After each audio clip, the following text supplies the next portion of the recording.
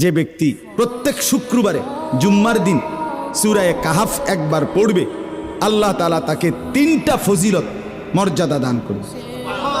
নবীজি সাল্লাল্লাহু আলাইহি সাল্লাম বলছেন, 1 নাম্বার, এই সূরা পুরাটা যে পড়বে শুক্রবার দিন, আল্লাহ তাআলা তার জমিন থেকে মানে তার পায়ের নিচ থেকে 7 আসমান পর্যন্ত তার জন্য পুরাটা জায়গা নূর আলোকিত করে দিবে। 2 নাম্বার, পরবর্তী শুক্রবার পর্যন্ত 8 দিন সে যাবতীয় ফিতনা, যাবতীয় মুসিবত থেকে নিরাপদ থাকবে। 3 নাম্বার, পরবর্তী 8 দিন যদি দাজ্জালও বের হয়, আল্লাহ তাকে দাজ্জালের ফিতনা থেকে রক্ষা করবে।